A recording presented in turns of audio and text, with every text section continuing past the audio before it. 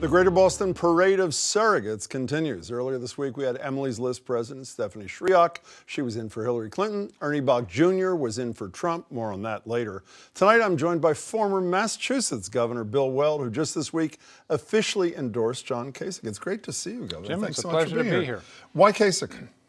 I think Kasich has emerged as the leader of what I'd call the governor's wing of the Republican Party, which is the problem-solving wing, not to be confused with the Washington wing, which is the gridlock wing. And that's a lot of firepower. And I've known him for a long time. I knew him when he was head of the House Budget Committee and got everyone to have a balanced budget down in Washington and push through welfare reform so he can get things done in D.C. That was another era, of course, but I think the world of the guy. You know, if this were a sane time, which obviously it was not, you would argue that people who do what you did for a living and what he does for a living would be atop the list. CEOs who know how to run something.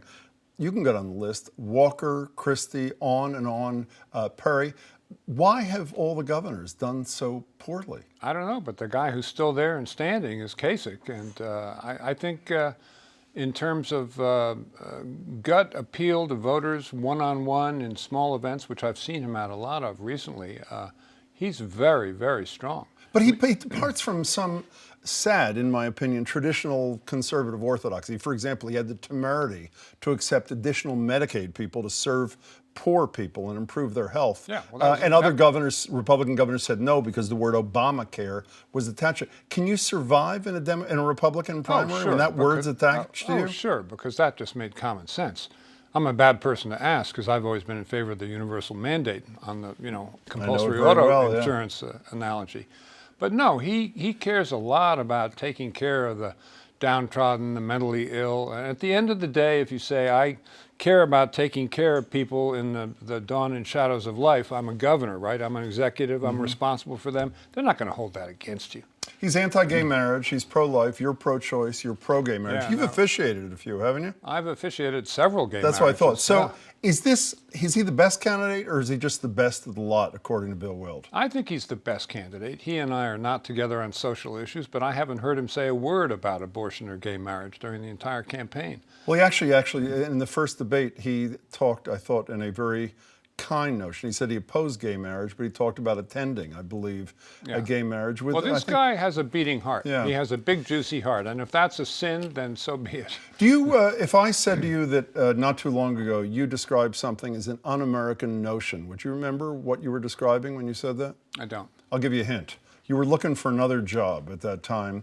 You were hoping to become ambassador to Mexico. Jesse Helms didn't like you, the chair of the key committee. Right. As a result, there was no hearing. Ultimately, you withdrew. You were nominated by Bill Clinton, I should say. Right. You described the unwillingness to even hold a hearing as, quote, an un-American notion. I totally agree with that. John Kasich is not far from that un-American notion. His view, he said recently, that the president shouldn't even nominate somebody to fill. Don't you bristle at that notion, Oh, Governor? I think the president has a constitutional duty to nominate somebody, and then they can vote him down if they want to. But how do you feel about Kasich essentially encouraging the president not even to fulfill that constitutional duty? I wouldn't agree with that. Do you understand the appeal of Trump? I mean, first of all, let's pull up a poll. Even in Ohio, your guy, his home state, is trailing by 5 points in a poll. This is a Quinnipiac poll, 31 to 26. In Massachusetts, Trump has the second highest numbers he's got anywhere in the country. Do you understand why Trump has appealed to so many of your fellow Republicans? You know, I've missed a lot of the TV because I was in litigation and traveling abroad during a lot of it, but I did watch Trump's acceptance in Nevada last night, and yeah, I can see an appeal there. He can rear back and speak without notes. He knows what he thinks about a lot of things. He's got to dial it down, you know. And my sense is that the portion of X-rated stuff, you know, really inflammatory stuff, maybe simmering down a little bit, and if so, that'd be a good prognostic indicator for him. I thought one of the best analyses, Peter Beinart wrote a piece in The Atlantic yesterday saying that it isn't even so much his position on the issues, with a couple of exceptions, this being Trump, but it's that he's the great disruptor was the term he used. And I agree with that people want disruption because there's total and pathetic paralysis in Washington. Your guy's not a disruptor. He's a reach across the aisle kind of guy. He's a collaborative kind of guy. How does that sell in 2016 America? Well, he's saying reach across the aisle because he doesn't want people to waste all their time at the debates beating up on each other instead of talking about what's got to be done for the country. I think of John as he's a real number one. John Kasich, this is, and you know, he's not crotchety, he's not cantankerous, but I think of him as kind of a lone wolf. But I say that in a good sense, and a lone wolf can be a disruptor. You know, do you see a path to victory for him? I mean, I'd say you call him your mentee. Now the governor of the Commonwealth endorsed Chris Christie, and a week later he was out of this race. I think it was 2 or 4 days. Well, whatever it was a very short period of time. Is there a path to victory, or is this just a principled decision on your part for a guy who's got virtually no chance? No, I think if he wins Illinois, Ohio, and Michigan, he's going to go into the convention with a sandbag full of delegates. Obviously, you know, Trump is the big question, but I kind of think that's it. Maybe Rubio will have a sack full of delegates also, but I'd say those are going to be the three. What do you do if Donald Trump is the nominee of your party? I asked again Governor Baker that, and he smiled and didn't want to answer the question. What do you do? You know, if you'd asked me a month ago when it was all the X-rated stuff, I would have said, no, maybe he has the gravitas, but he lacks the dignitas. Now, you know, I think maybe he can study up a little bit and get the dignitas, because that's what's been lacking.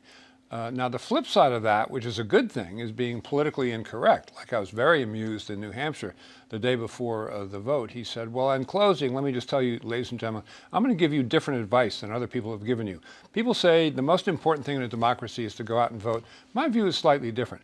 My view is if you're not going to vote for me, Donald Trump, tomorrow, do not vote. But, you know, you seem, Governor Weld, I mean, I don't think this, I mean, if people are watching at home, Kasich's your guy, but it seems that you're warming to the Donald Trump of late February. That's a fair statement, I think yes? the Donald Trump of late February is a lot better than the Donald Trump of 3 months ago. Good enough that if Kasich is not the nominee that you could support a Donald Trump?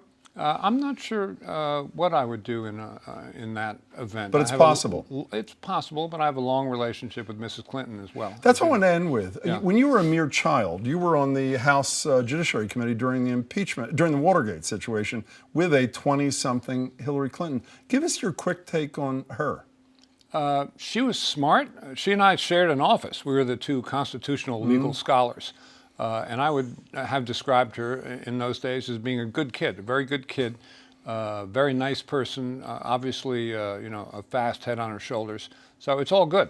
And, you know, I've seen her over the years. I lived in New York for a dozen years, saw her down there not so long ago. So is it good enough that if Kasich isn't the guy, are you suggesting that Hillary Clinton might end up being your candidate? You know, I just don't know. Trump, Clinton, I don't know. But Kasich is the man of the hour. Very good. Good to see you, Okay, Governor. thanks, It's a Jim. pleasure. It's Thanks. been a long time.